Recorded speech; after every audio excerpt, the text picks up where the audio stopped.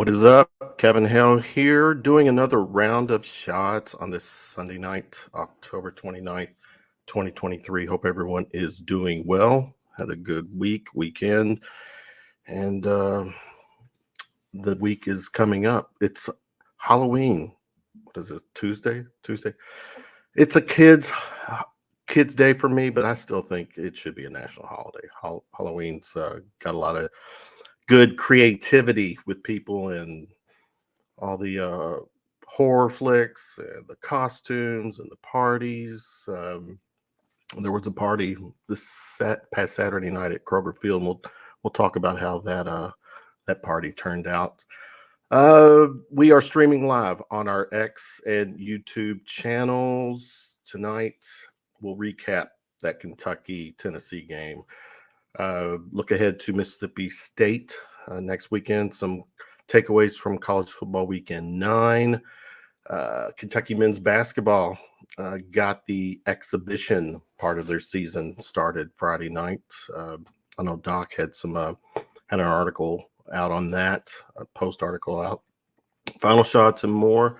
Doing it as usual lately with these people: Terry Brown, Carrie Lewis. We got the Doc in the house, Doc John, Michelle, and Dave O. What is up, guys? Happy Sunday. Hope everyone's doing well. Terry, what's going on with you in the great state of Iowa? It's cold, baby. 29 degrees. The chill has hit the air here in the Midwest. We had a roast today. We had some chili the other day, so we're hunkering down. We're hardy folk out here. Wearing hoodies and all that good stuff, right? Yeah, man. The cornfield behind my house has been plowed, so it's wintertime now. Winter. Carrie Lewis, in your news. How are you, Carrie? Hanging in there. Same old. Good to see you. And we got the Doc in the house. Dr. John, how are you? Kevin, I'm doing fine. I come in peace tonight, but always great to be here, and especially getting invited to the party with all these cool kids here. You got Terry and Carrie and Michelle and Dave and well, Kevin. I guess 4 out of 5 isn't bad. Yeah. Michelle Brown's in the house too. Michelle, how are you? I'm doing well. I'm preparing to celebrate my beautiful daughter's 24th birthday tomorrow. Oh, not sure how that happened because I thought she was still 8, but apparently, according to the calendar, she is 24. I feel you on that. Well, happy early birthday to your daughter. I will pass that along. She still remembers you for some reason. I don't know why. Yeah, might be a Wildcat thing, cat thing. Dave-O is rounding out our panel. Dave, how are you, bro? Oh, it's all good in the hood. Just been busy with wedding season, knocking them out. I've been having about two a weekend now, so making memories and money, buddy. That's what it's all about. Is wedding season like the same as duck season or wabbit season? Yeah, except we don't shoot nobody. Okay. All right. The shotguns are involved, right?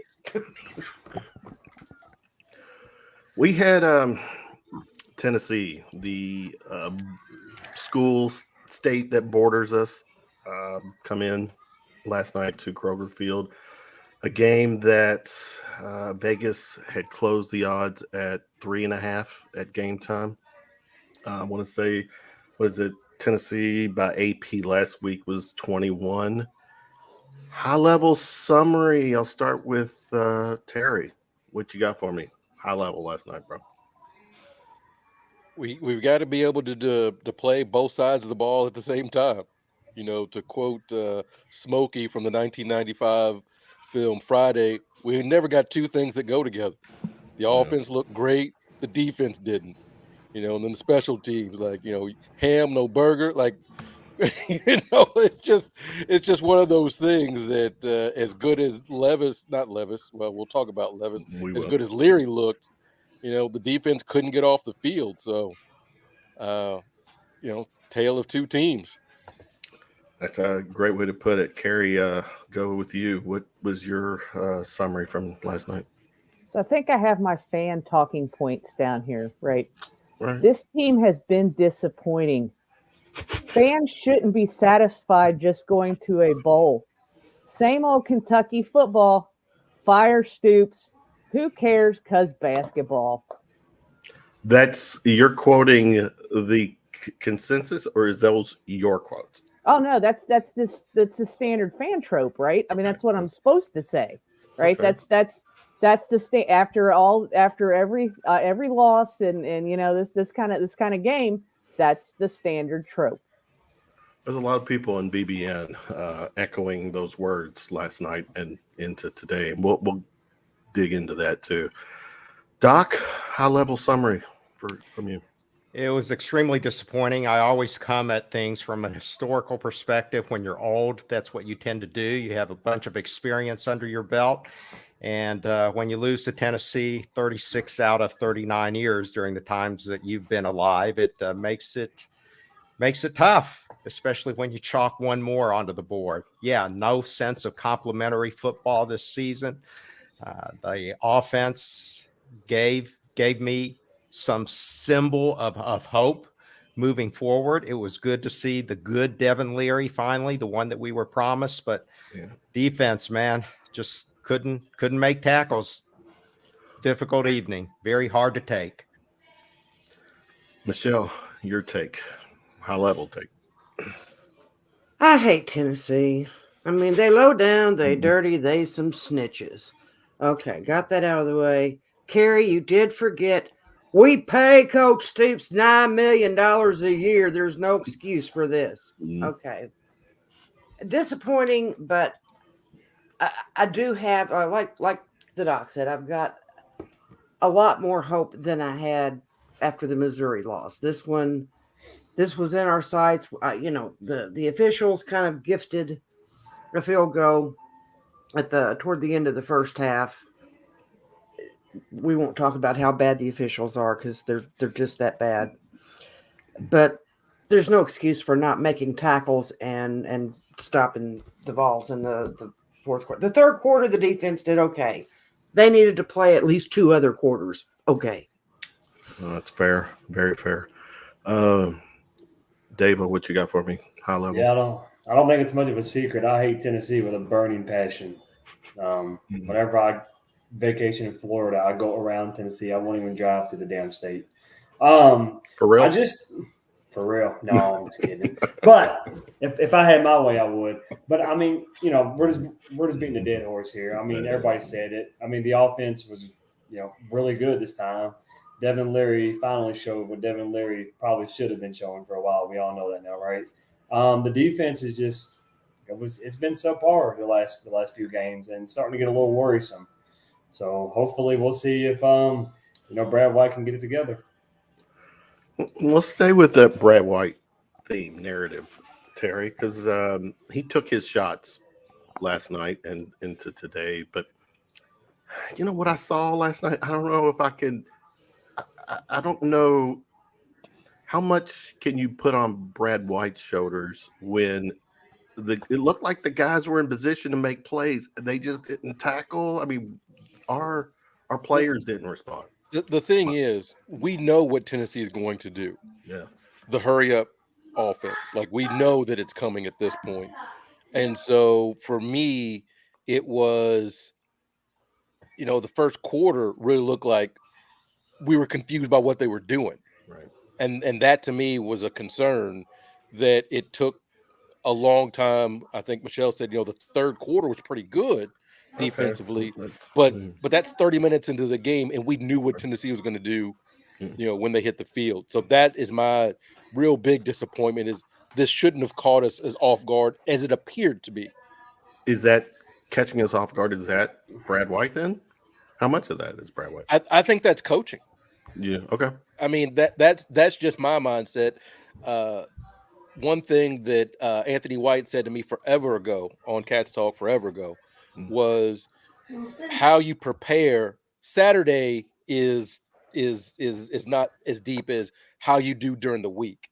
And so what that mindset was, to me, we did not prepare those 2 weeks for what Tennessee was going to do. Okay. It appeared to me. Okay. Carrie, stay with that thought. How much last night, Brad White? and or just the players, and So not. I agree with Terry on this. If you've watched Tennessee this year at all, Bobby Hill, who it's Josh Heupel, but he's Bobby Hill. Come on, that's just facts. I don't know you, that's my purse, but yeah, it's clear, especially if you watch that Alabama game or if you watch any Tennessee games this year, they script at least the first quarter. They script the first series of plays. That's just it's pretty clear that's what happens. And then after the scripted plays are done, they run the ball in tempo. That's it. Like it's pretty simple. Their offense isn't super complicated. They script plays and then they run the ball in tempo. That's it. And we didn't look like we knew what we were doing at all. I mean, even if we had stolen signs, we couldn't have stopped them because we just absolutely looked like we didn't know anything. And and we actually stayed well into the fourth quarter, and it was clear that that's what Tennessee does. They run the ball in tempo after their scripted plays are over, and we had no clue. Doc, Carrie said she stayed into the fourth quarter, but the truth is we were actually in. I mean, we had a chance into late into the fourth quarter to potentially tie it, I guess, at that point. But yeah, go ahead. Yeah, this was one of those games in which I think Kentucky was always within striking distance. They started out behind and they were never able to make it up and catch up. But you always had a sense that the game was not going to be a blowout. But on the other hand, in the back of your mind, you also thought that, hey, this is one of these that's going to be a heartbreaker at the very end also. Stoops was asked specifically about the defense and the lack of tackling, and he took responsibility. He essentially said that there's no excuse, but he did once again reference to what he had been harping about all week long, and that Tennessee had the athletes, they had the system that would constantly stress you. And so it was a situation in which, a lot of the missed tackles were because people were out of position because of the way the tempo that Tennessee was running, because of the strength of their athletes, their running game. They had 3 running backs who always made it difficult for the Kentucky defense itself. Brad White was also asked about it specifically afterwards, and he Brad, there's never a sense of panic. He's always kind of even keel the whole way. And I think he basically also took responsibility, but he also referenced the fact that it was just probably 2 or 3 big plays that made a big difference in the entire game. So there you go. We're kind of back where we started. Michelle, are we? Or was that? Well, Who's dog, for the record? Whose dog is it? Okay.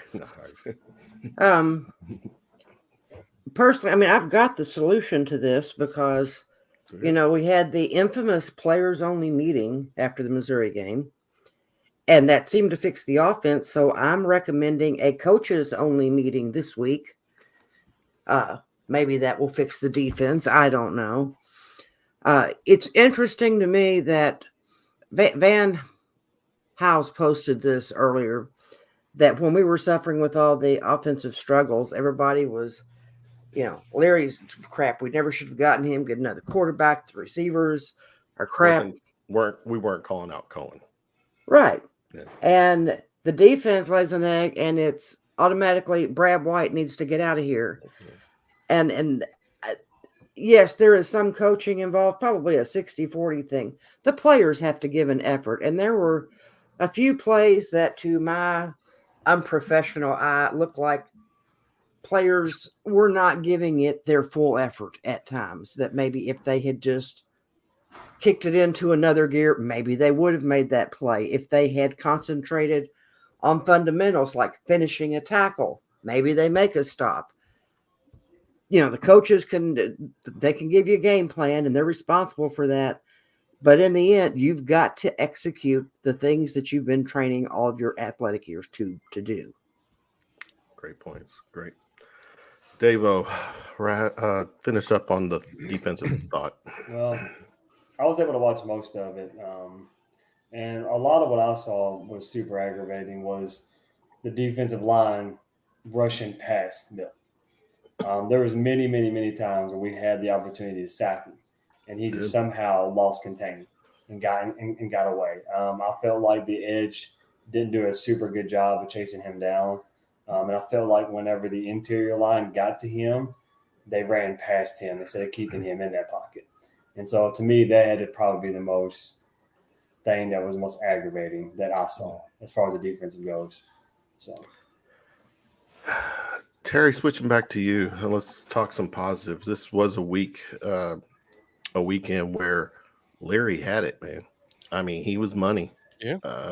Yeah. And the receivers were catching the ball. Passes that, just were, I'm thinking, man, those were great fucking catches by the receivers. The offensive game was totally on last night. Yeah, I mean, Cousin Berrien had a couple of good catches. One for the touchdown, one, for a big first down. Dane Key showed up, and Leary was wheeling and dealing. So there's obviously some positives. I just want to see us get to the point as a fan base where every win, every loss isn't an indictment on Stoops' legacy. I thought we had moved past that, where we could just say this game is this game, but we're not there yet, evidently.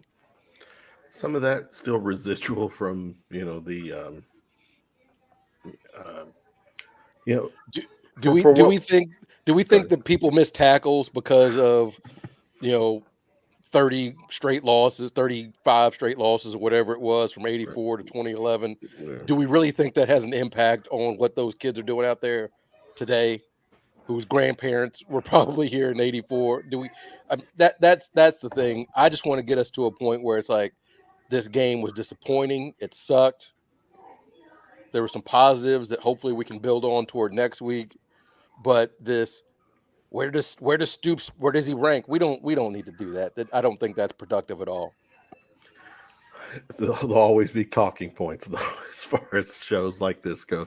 Carrie, again, the offense clicked last night from sitting in the stadium watching the guys put on the offensive show. I thought Larry played very good. How did it look for you? Yeah, I mean, the offense played very well, except for that one perplexing call where they went for it on fourth down and didn't get it, and that was on our John side. John and I both looked at each other and were like, "Well, what the hell was that?" We could have probably had 3 points off of that, and they went for it, and it didn't go well. But other than that hiccup, yeah, I thought that actually the offense was pretty well balanced with passing, running. Leary, looked pretty good overall. If we had played like that against Missouri, I think we would have won that game. Maybe. Doc, your offensive thoughts from last night? Yeah, I was pleased with the passing part of the game. Yeah, everybody before the game thought this was a game in which Ray Davis would have to get like a gazillion yards for Kentucky to even have a chance, and it didn't turn out that way according to the game script. But yeah, some of the calls were a little bit perplexing. Not just that fourth down call, but I think there were a couple of third down calls where Kentucky went for it rather than try to be a little bit more conservative and get a few yards in position for a field goal.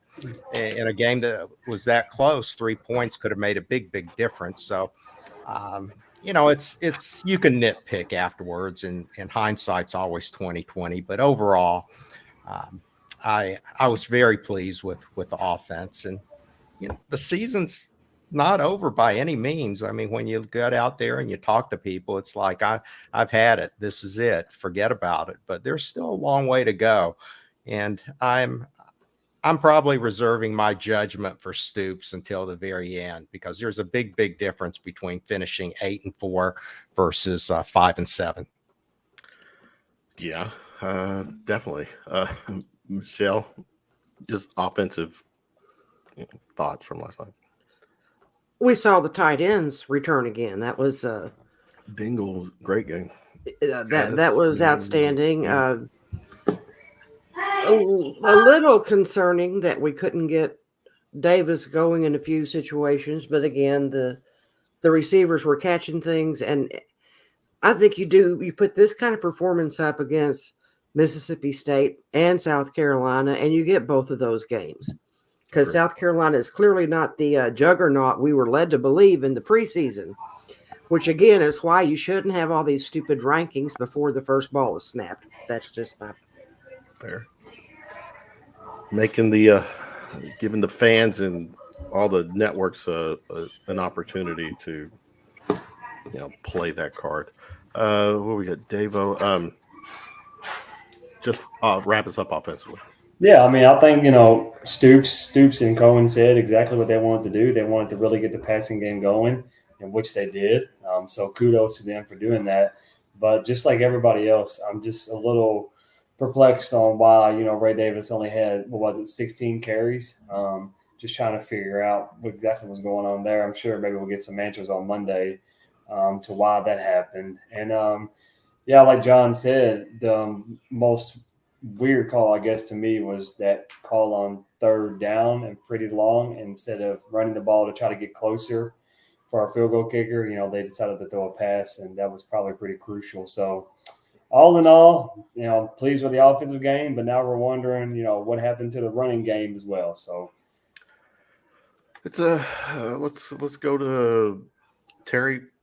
3-game skid. Now, you do a great job of talking me off the ledge. How are you talking the rest? How would you talk the rest of BBN off the ledge? Because with the 3-game losing streak, you look at the rest of the schedule,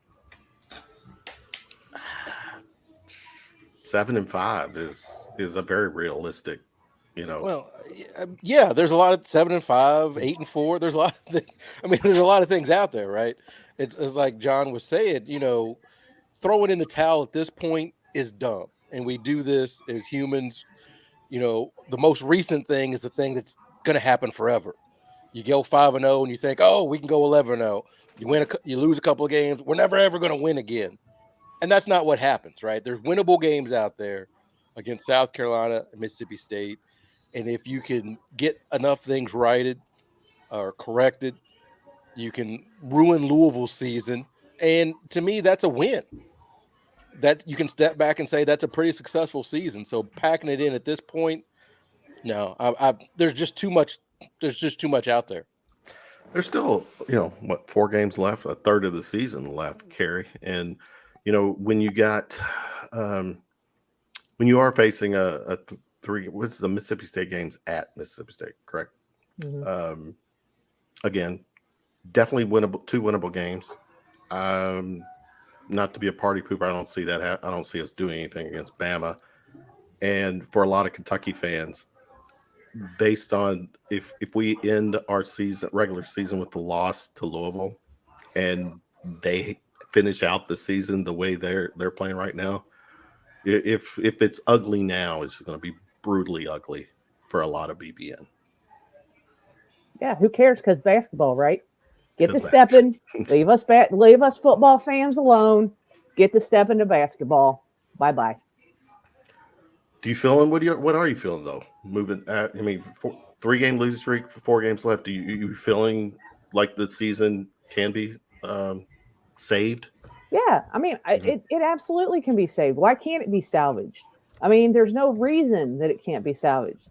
We go down there. Yeah, we got to go to Clang-a-Land, and good Lord, those cowbells are one of the most annoying sounds on the face of the planet. And a lot of times we go down to Mississippi State and don't play well, but they're struggling. Will Rogers isn't even their quarterback anymore. They've got a lot of problems. South Carolina's got a hurt foot.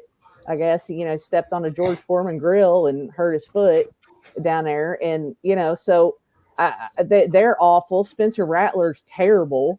Yeah, we have to go to Columbia, but have you been to Columbia? Because I have. It's not that great. So yeah, and Louisville, who knows? That game to me is a total toss up. Yes, Louisville blanked Duke last night. Who cares? That game, you throw everything out the window on that rivalry. So yeah, it's totally now. Bama is Bama. Bama gonna Bama. That's Bama's a really good second half team this year for whatever reason. But yeah, I think a bowl game is doable. I would be happy with it. Everybody else, bye. I'm gonna have fun and I'm gonna be happy. All right, so we got Doc. Just piggybacking off off there. Yeah. Like after 3 Yeah, games. Go ahead. Go ahead. No, Carrie, I'll have to disagree with you on one thing. I lived in Columbia for 3 years, and Williams-Brice Stadium is a pretty neat atmosphere down there. It's pretty darn good. Sandstorm, cocky, Space Odyssey there at the very, very beginning, 80,000 people with white towels twirling. It's pretty neat if you're a Gamecock fan, but we'll see. I'm not counting any of these games as a win, but if you look at it preseason, all the preseason predictions, Kentucky's not that far off from where most of the people said they would be anyway. Everybody predicted a loss against Georgia. Most people predicted a loss against Tennessee. Missouri was kind of a little bit of a toss-up. I think it's the way they've lost, especially Georgia, Missouri, and the number of points on defense that they've given up. I think it's 122 points over the span of 3 games. Right, yeah. That's just not going to cut it moving forward. But there's a chance, even against Bama, who knows? Stranger things have happened. Okay. Michelle, just kind of piggybacking on what Doc said. People out there who were predicting, I'll say, I said 9. I thought 9-3 was realistic. People were predicting 10 wins. You know who the only people were doing that basically was, BBN, because I went back and looked. Vegas, they do their Vegas is probably right more than not, and they had the over and under for our season was 6.5. So you were kind of rounded up 7. I think that's where we're heading. 7-win season, regular season. I think we end up with 8 wins. That's just, I firmly believe that Leary is going to be able to build off of yesterday's performance. I think what he needed was a game where everything was clicking and he didn't have to rely on solely a running game. And for Ray Davis to, rush for 300 yards, he found out he can hit multiple targets, multiple distances, and maybe has a little bit more faith that his receivers will actually catch the ball thrown to them. And they did. And I've still got faith that the defense is going to figure. I mean, they had an excellent game against Florida. They played an excellent quarter against Missouri. They had an excellent quarter. That's what I'm saying. It's that they've had an excellent quarter, so they know what to do. It's getting them to do it for at least 3 quarters of the game. I don't even know if I got to ask for all 4. Maybe that's greedy, but I think they can do it for 3 quarters of a game. And I think that with the same kind of offensive showing like we had yesterday, that takes down Mississippi State. That takes down South Carolina. And as Carrie said, Louisville, I mean, the years that we were a decided underdog and ended up beating them anyway, and sometimes beating them handily. You can't, paper means nothing when it comes to Louisville. It all is done in the trenches. Yeah. The one thing that with the Louisville thing is that we've dominated them, last 3-4 years, in dominant fashion. Now they got the opportunity to change that. What's Jay Hayes got for us? Best roster Stoops has had, so you either scared of school names or Stoops is just a mediocre coach. Oh yeah, the best roster always has top defensive coordinator and top OC. I don't know, Dave. Would you say into Jay's comment there? It's good. Stoops has it's hard. I'm a Stoops guy. I mean, I am. Like you said, we have to go back to what we, endured before he got there. I'm a Stoops guy through and through. So, I mean, I get what he's saying. I do. I think the pieces are there. I'm a firm believer in sophomore slumps, and I believe we've seen that, and I believe they're starting to come out of that. So we're just going to have to see the way the rest of this is going to work out. I see, 6 wins. I see 7 wins. I see possibly 8 wins. So we're kind of right in between there. I'm going to go ahead and say I think we get 7 out of it. So 2 more is what you're thinking of the Yeah, I 4. do. Yeah, I think we're gonna take. Never mind. I don't want to. I don't want to get nobody mad at me whenever I say who I think we're gonna lose to. But I think we get 2 more. Well, no one should ever be mad when it comes to facts or whatever. So I think factually It's right now opinion at this point. We haven't Well, played the game, so it's still we haven't opinion. played the game. But Okay, if you look at the performance as of this at this point in the season, that the school in my city right now is outplaying us. Just saying. Yeah. If we're being honest with everybody here tonight, Louisville's scary. It's there. They're pissed off, and I think that they'll probably get us. I don't think we'll go down there and get tallywhacked by any measure, but I think that we will go down there and they probably will get us this year. Yeah, we'll say more of those takes later. All right, guys, what's looking ahead? Terry, Mississippi State, they're the perfect pill for us this weekend. Yes, no. I mean, you got to take care of business, right? We haven't won in Starkville in quite some time. We need Corey here for his stats on that. But this is a good game to get right. Give us offense, give us defense, give us special teams, all at the same time. Win on the road.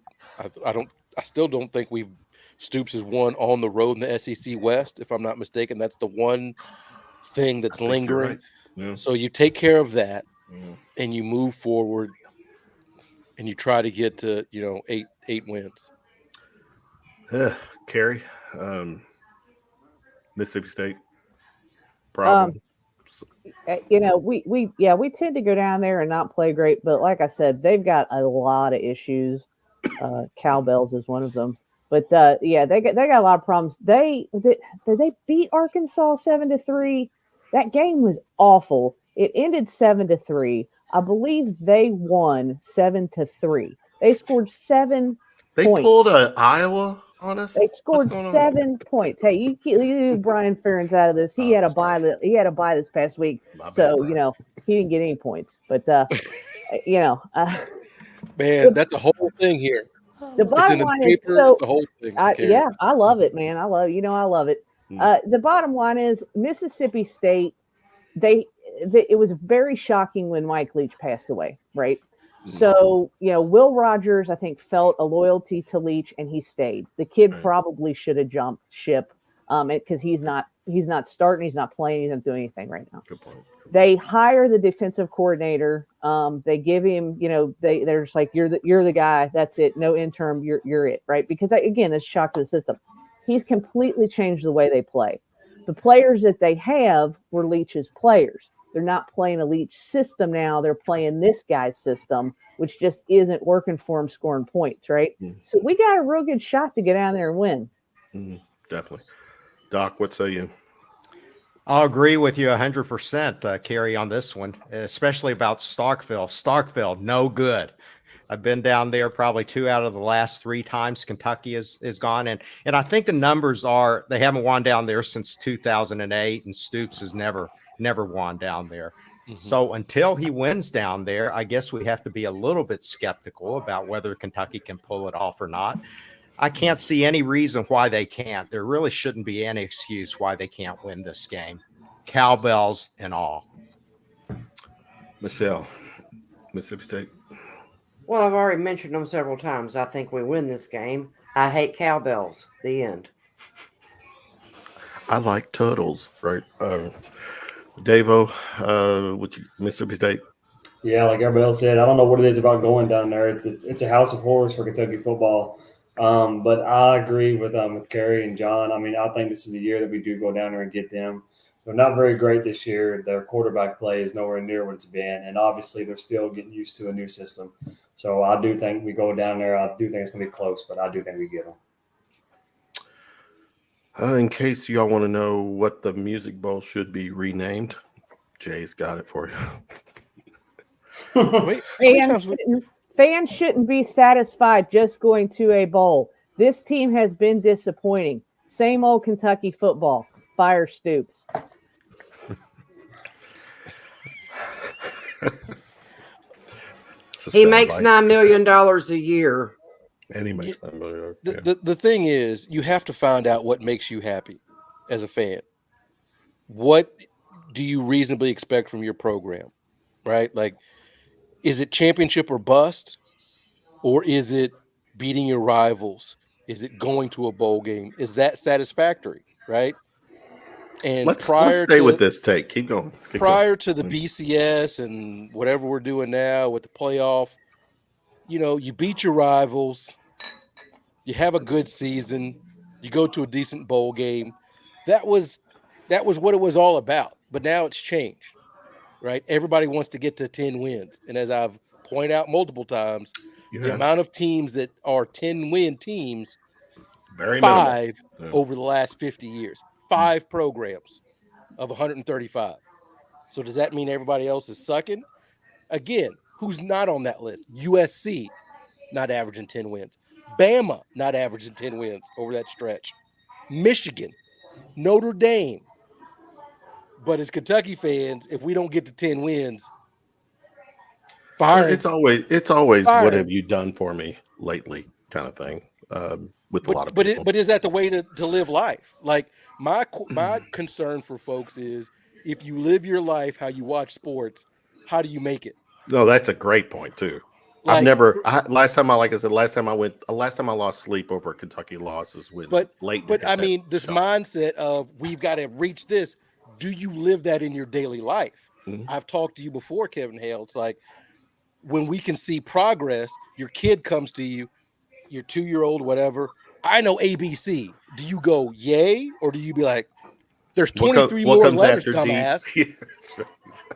Right? Or if they mess up NMNOP, like all little kids do you say, that is the stupidest thing I've ever heard? Or do you understand the nuance of trying to progress and trying to get joy out of little things?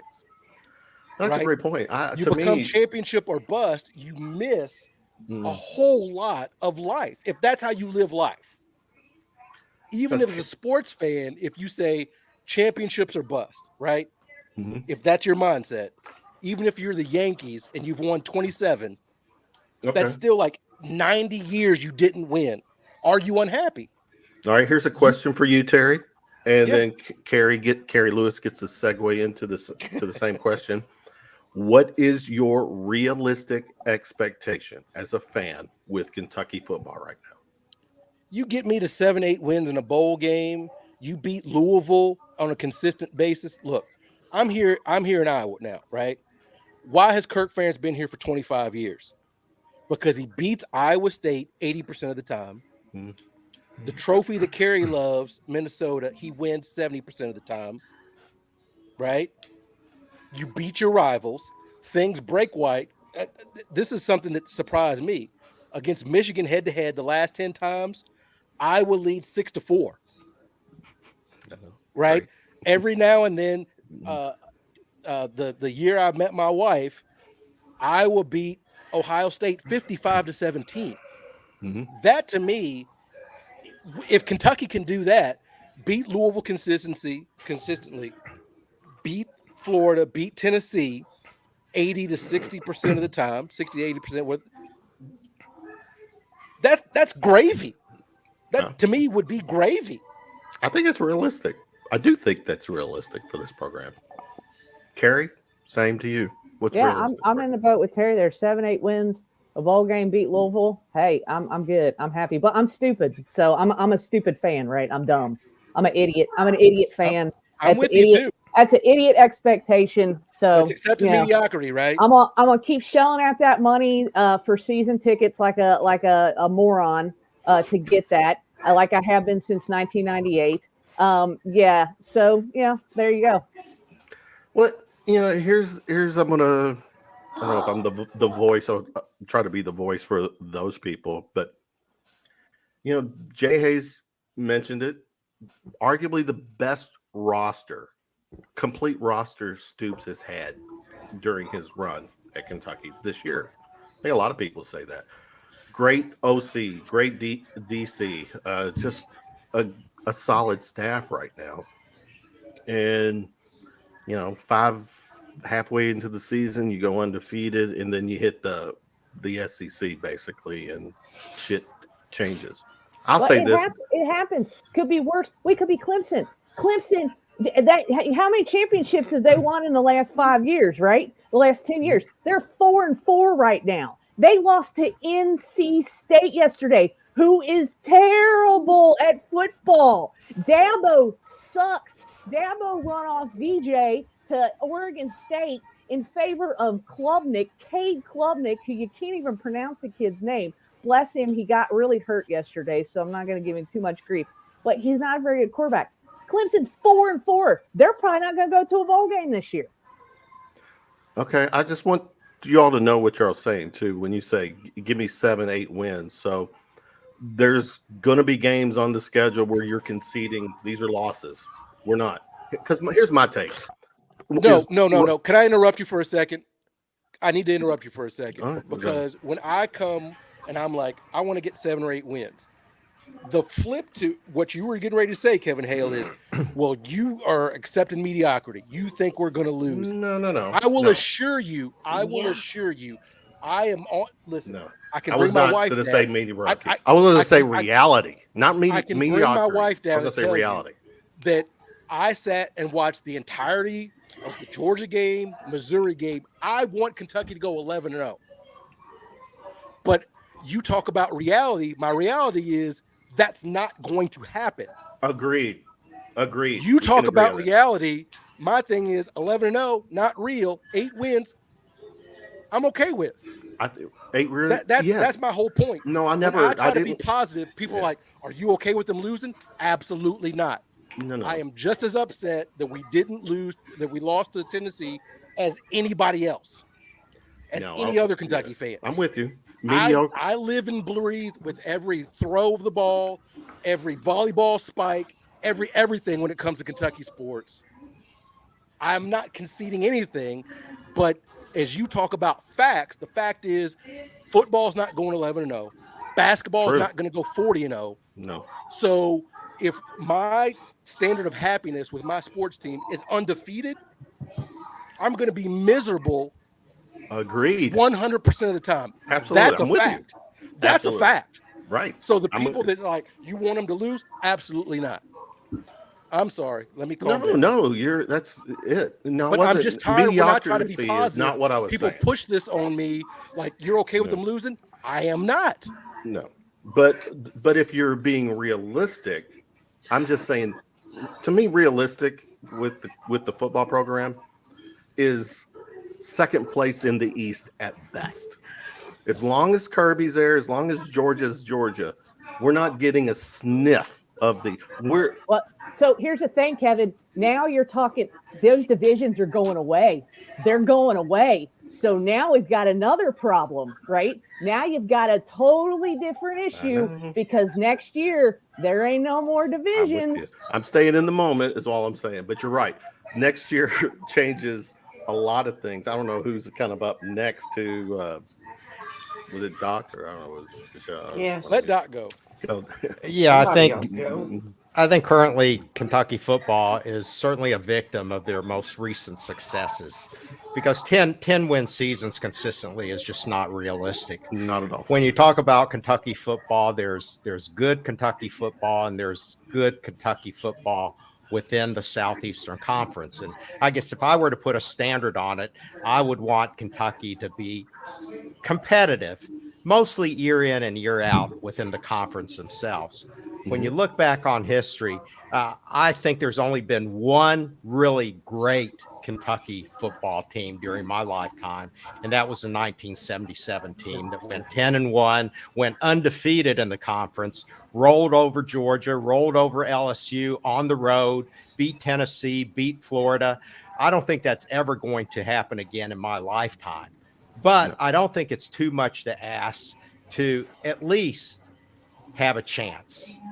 Back in the day, there were times when there was no chance. No, you're right. When you saw Florida on a schedule, you were thinking, well, let's keep it within 30 and we'll have a moral victory.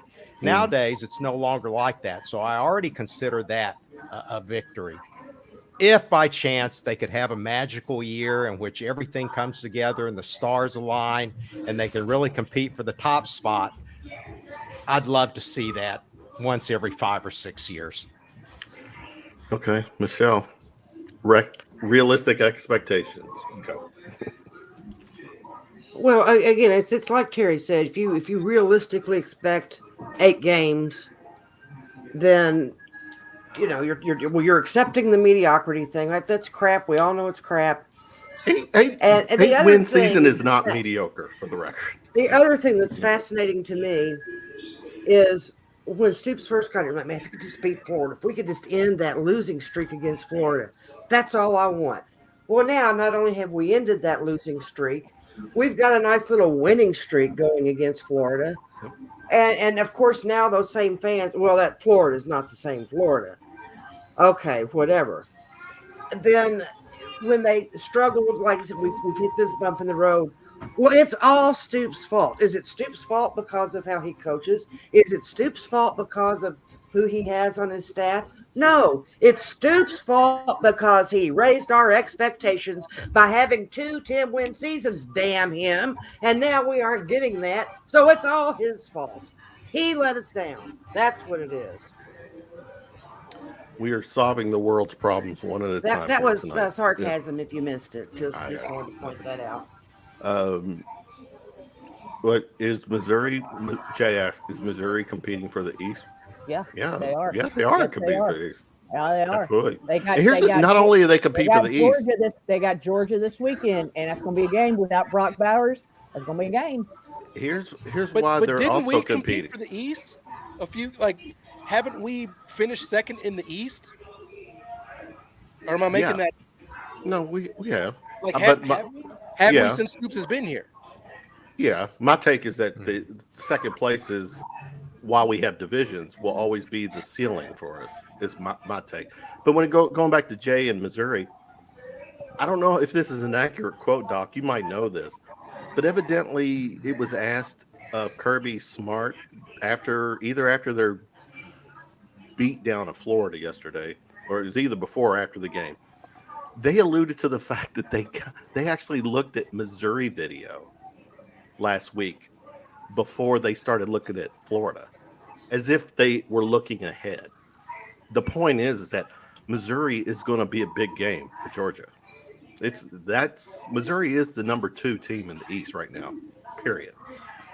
So I don't know where I'm going with this, but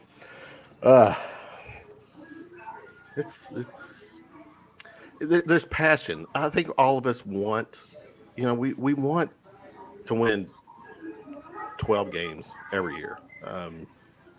But realistic, that's not this program. This is not because, and Carrie, you bring up a good point. Next season, no divisions. Add Oklahoma and Texas. We're falling down. We're going to fall down the food chain. You say 12 wins isn't this program. My counter to it is there's 3 programs that get that year in, year out. 99% of college football ain't that. So to say Kentucky's not that, that's everybody else, literally. That's fair. It's fair. That's fair. It's not like there's a bunch of other 10-win teams and we're Agreed. not one. No. There's maybe 2 or 3 every year. You gotta be elite. You gotta be elite, and let Dave O say something. He's sitting there. I'm sorry. Oh yeah, my bad, Dave. Bring it, bro. No, it's all good, man. I feel the passion. You know what I mean? I love it. Well, I can say this. It's hard to put a number on what you think is realistic. But if I had to, I would say that I would be, pretty damn happy with an 8-win season every year. But on top of that, I would like one of them teams to be, a Tennessee, once every, 2 or 3 years. Take care of Florida, as I feel like we probably are now. Pretty much has surpassed them at this point. But also, like John said, I just want to see a lot more competitiveness in these top-notch games, aka Georgia this year. Whenever the light is on us and whenever we're in national spotlight, it's time to go play football. And I don't understand why they had such a hard time getting up for that game. But yeah, that's what I would like to see. And occasionally, pull a rabbit out the hat and maybe, go to Atlanta and play for a title. But other than that, we know who we are with Kentucky football. As a fans, now as the BBN as a whole, there is a few of us around here, Jay, who likes to go 12-0 all the time. And we understand that. And that's fantasy land. That's fun to think about. But it's also fun to think about knowing that the University of Kentucky football program, as we know it, can get 8, sometimes 9 wins and have a hell of a season. And we should be okay with that. So, I mean, in my lifetime, Doc, our lifetime, we're about the same age. A 10-win season right now for Kentucky football at the end of the season, counting a bowl win, is pretty fucking amazing. Yeah, if you give me that opportunity to sign on the dotted line, just bring out the contract and let me sign right here. We won't even play the games. But I'm always a little bit surprised that I realize it's a biased sample when you talk about negativity. Most of it is social media generated and message boards and all this. So I know there's a huge segment out there who is very, very happy and satisfied with where Kentucky football is right now. Our fan base is great. I was sitting by 2 bowl officials, the Outback, now it's Reliance Quest Bowl and the Citrus Bowl people. And they didn't make any bones about it. They were outwardly cheering for Kentucky because they knew that our fans. This was a program that would end up bringing fans, especially fans to Florida. I made sure to remind them that there was no conflict with the University of Louisville basketball game this year. I was just trying to do my part in order to grease the skids a little bit. You got to do what you can, right? Absolutely. Where's the lie? Yeah. And that does say so much. Think about it though, guys. Our football fan base always travels. So as much as the people who are bitching and moaning on social media, now granted, some of my comments on this show is general comments to get the reaction, to kind of echo what's out there. Doesn't necessarily mean that's what I'm thinking, but these are fair talking points. Again, our fan base, bowls want us in their bowl game, whatever bowl it is. And obviously the better the bowl, great for us. But yeah, if our team, if our program and another program are options at any bowl, we're going to get looked at very closely because of our following. And that says a lot for the detractors out in BBN, is that there's still a huge group of our fan base that continue to support the program regardless. So regardless, that sounded pessimistic, but I didn't mean that. All right, let's talk real quick before we shut it down. Doc, I'm gonna start with you. Your media, Kentucky basketball, Georgetown, Friday night exhibition. You were there? Yes, I was. Good. And just like with football, I've learned to temper my expectations a little bit. I wasn't surprised. This team is a work in progress, and you're missing 3 key components. But they better find a way to get at least 1 or 2 of those 7-footers back into the lineup, or it's going to be a very, very long year. I guess my concern right now is we were missing 21 feet from the game, right? Yeah, a little bit more, because I think more. you're looking at 7 foot, 7'1", 7'2". Yeah. So you shorted a couple inches. That's But no, my concern is that if that takes too long to integrate, then that's just going to push out the eventual melding of the team a little bit further back. Cal was kind of asked about that specifically, and he said, no, we're kind of running things as if we already had the 7-footers in there. Didn't really kind of make sense. I think he was just trying to cover his bases for when they would return. But you know how things work with him. It's going to take time, and we just have to be patient with it. Patience, yeah. Well, asking BBN to be patient, that's kind of hilarious. But Terry, with this talent on this basketball team, I mean, there's a very high ceiling. There's a lot of studs on this team. Yeah, I mean, this team is Final Four good, I believe. Yeah. It's just one of those things where we let perspective alter everything. As I say frequently, Kevin, Kentucky basketball was great for 100 years, had 3 bad seasons, and now it's woe is me, will we ever be good again? Come on, man. Like, come on. Like, what are we doing here? Kentucky basketball is going to be fine. Carrie, did you get to see Friday night? I think I watched 5 minutes. Charlotte, Florida Atlantic was on, so I was watching that because college Priorities. football. But no, I think I have the fan talking points down on this one. I believe they are. We were down 1 point at halftime to Georgetown College. Season is over. Fire Cal. Were we down? Yeah. Georgia? No, we were up. Sorry, Yeah, we were only up 1 point. Yeah, Excuse me. I told you I only watched like 5 minutes of it. Okay. We were only up 1 point. Season's over. Fire Cal. I saw that tweet, by the way. There was a guy that said he should be fired at halftime. Yeah, so that's I'm just gonna go with the standard fan talking points now. Dude, here's the thing: our fucking fan base. Do they know who we played? Georgetown College is not chopped liver. First of all, exactly.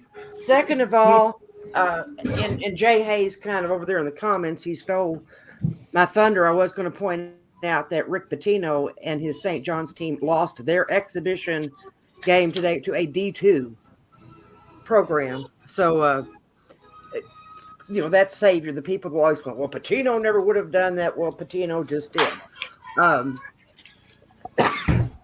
And anybody that paid any attention to the game, and this is certainly not an excuse, it's an explanation. You could tell there was not 100% effort being given in the first half. The Cats kind of jogging around, there was not the sharpest of passes, not the best drive. And I think Dillingham was maybe trying to push himself a little bit too much in the early going. They came out in the second half, and it was a completely different game, and everything was clicking, and they're starting to get the ball movement like we had seen. Something I had commented on, maybe that was on the Tuesday night spaces, about how well we've got players that move without the ball, which we have struggled with that in recent years.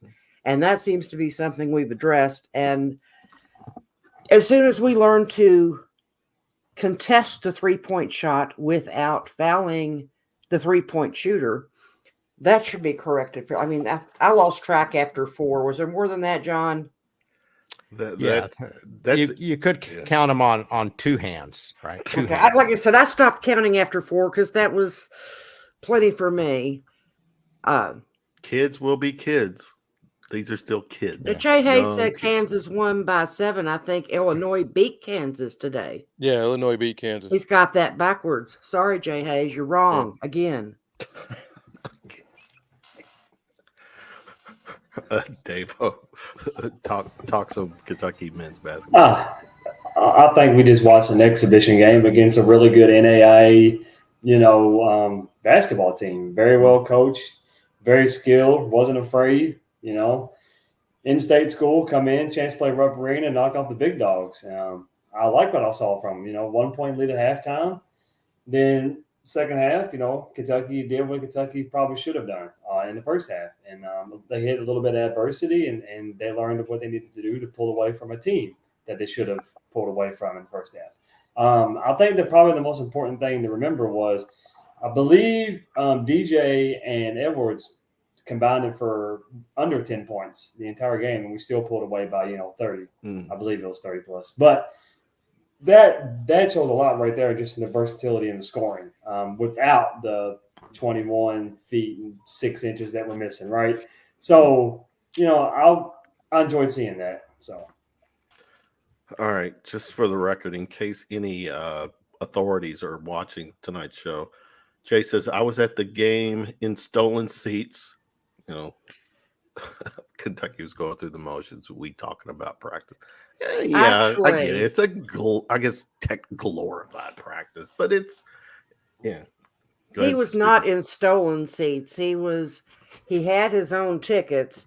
And then when he saw the empty seats, he got on Ticketmaster to see which seats were for sale and people were trying to sell their tickets for $300 for upper lower for Friday night. For a Friday night exhibition. Yeah. They were trying to sell. So he found some that were not picked up at that bargain price, and he sat there. So they weren't stolen. He was just sitting in unclaimed seats. And one point I has did. Jay been right at all tonight, Michelle? Oh, and he's not. No. But Even that his was like line about But being when a we were regular co-hosts on Rockin' Kentucky Blue, I had my whole flashcard thing. Wrong, not right, incorrect. I mean, everything was. Did y'all have a whiteboard though? We got a whiteboard. Well, I didn't have a white. I just had to do my own flashcards because I didn't. My budget doesn't allow for a whiteboard. And mine barely. one thing I did want to point out about Friday night that I didn't, when we had to have leadership, Mitchell and Reeves stepped up and they took control. So I like seeing that leadership because that's another thing that we have tended to lack. They are the grandpas of our team too, aren't they? Yeah, but having a clear leader, and obviously the way that all of the recruits, when they came in, kind of did the whole group text to bring Reeves back. I think that shows that they're willing to follow a leader. They want a leader. And I think that's refreshing. And I think that's what's going to carry us a long way this season. I like it. Anything to add, Dave? No, I agree. I think Trey is a bright star already. So I mean, his ability to go down there and guard the five, ability to bring a five out and knock down some 3-pointers. So I think I do believe he's going to be a game changer. So I agree. I think we got some real dogs on this team. So I'm excited. Jay, if you were looking for Doc, if you would have found Doc, what would have gone on? Would there be a confrontation? I know there's kind of a rivalry going on here. Would there be like a WWE moment or I think the only rivalry with Jay and I would be over the nachos that were excellent last night. By the way, say that. Excellent. Or Friday night, yeah, or last. And what's night, up with the football food, man, that you got on yesterday? Shrimp and grits. Yeah, it was a little bit different. Every time I covered surprised. a game, it was so that media or it food? was hot dogs. Okay, all right. Let's. Terry, let's give some quick love to your 49ers. Speaking of 3-game losing streaks that we've kind of beat in the ground with our Cats, your 49ers. I mean, look at Terry's face. Look at Michelle's face. That's all. What do you want me to say? I don't know. I mean, yeah, they lost 3 games straight. They've been to the last 2 NFC championship games. Now let's stay in the moment, Terry. Something the Dallas Cowboys.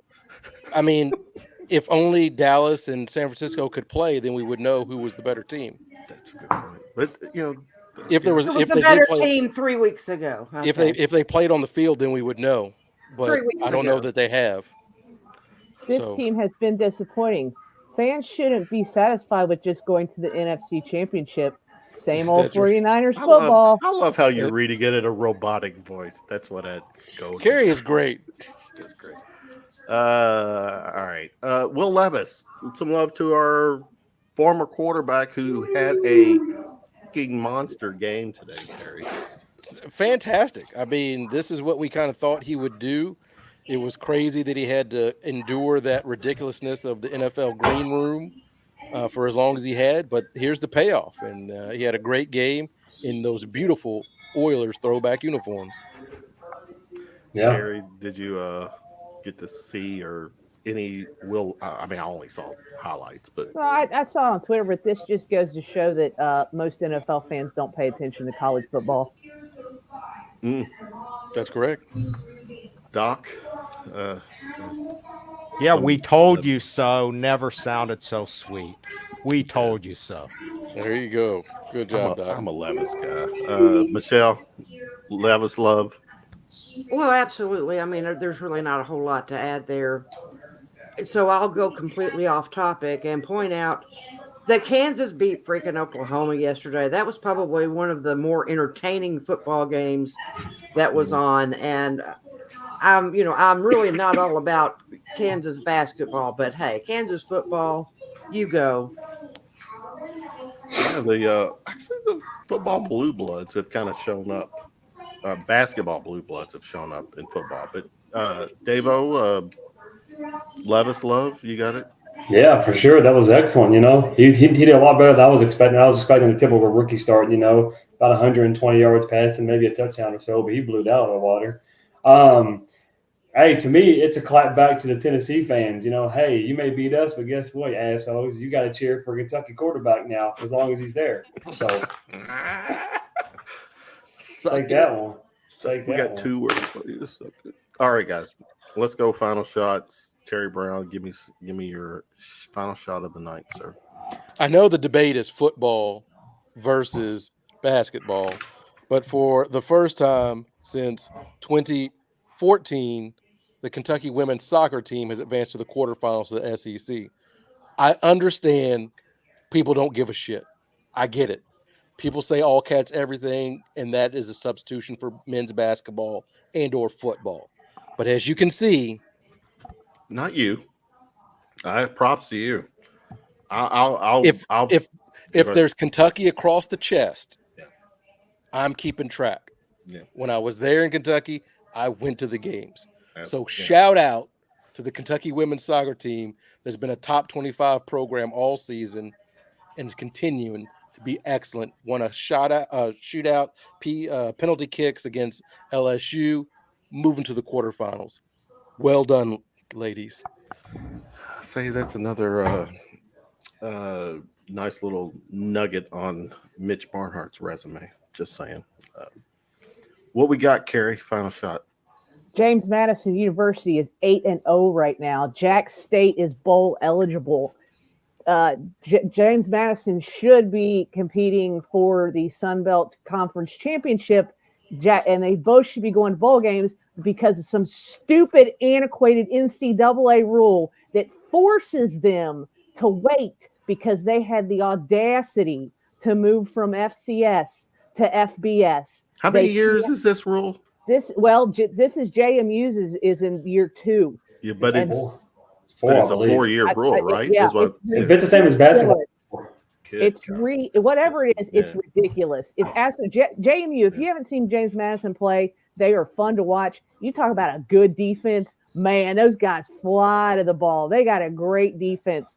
Jack State went in and beat Western Kentucky, and they're bowl eligible. And because the NCAA is still just trying to hold on to the last vestiges of power that they have, because they are slowly going by the wayside, neither of these teams will be able to compete for a conference championship or go to a bowl game. It's sad. Very sad. Good take there, Carrie Lewis. In your news, Doc, final shot, sir.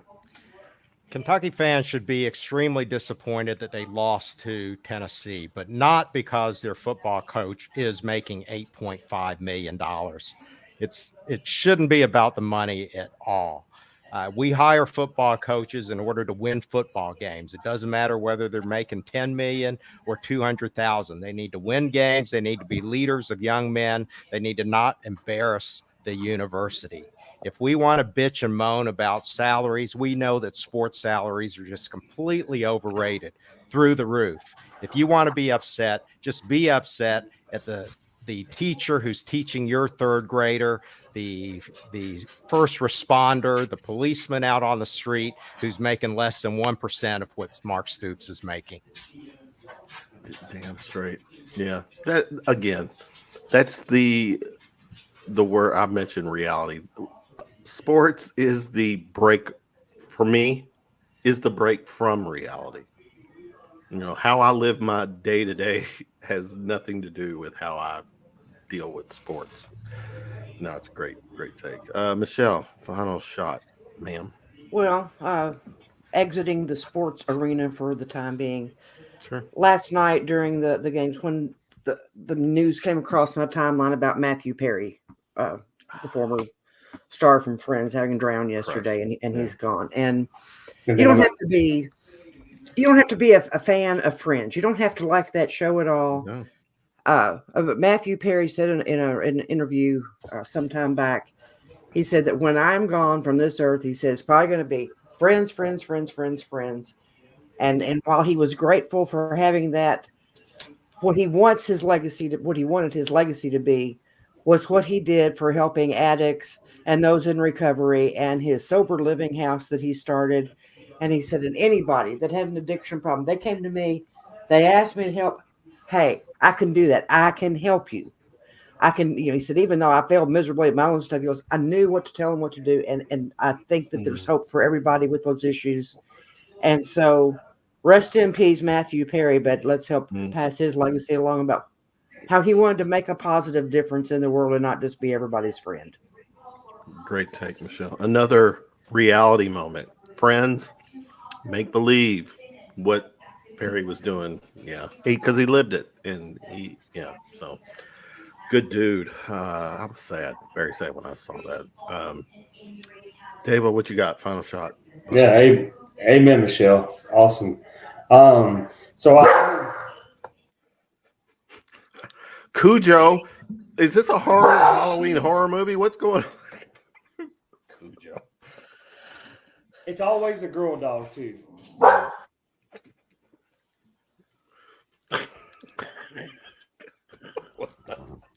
All right, I'll apologize. Hey, this is live TV, right? It is. Okay, so back to what I was getting in business. Terry shouted them out last time me and him was on here as well.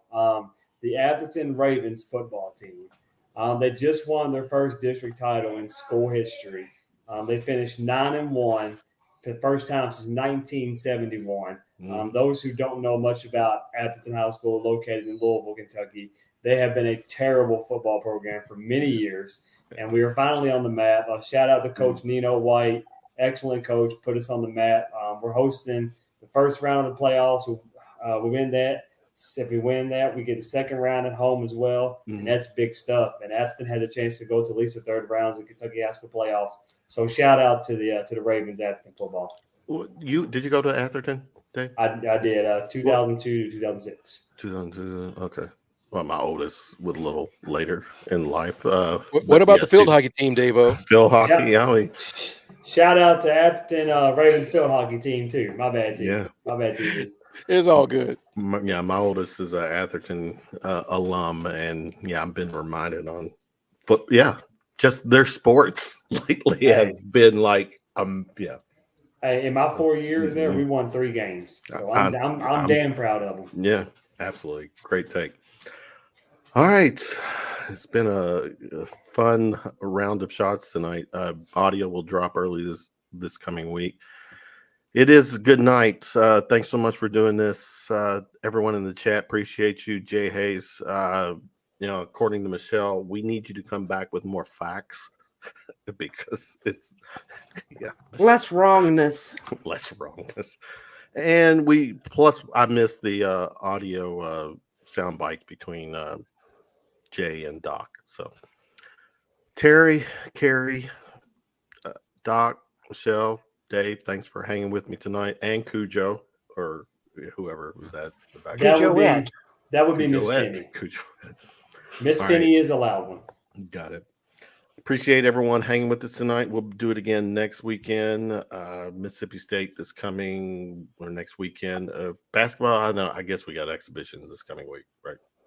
Probably. Doc, help me out. Yeah, Thursday against Kentucky State University. Okay. And the season opener is when? Like the 11th?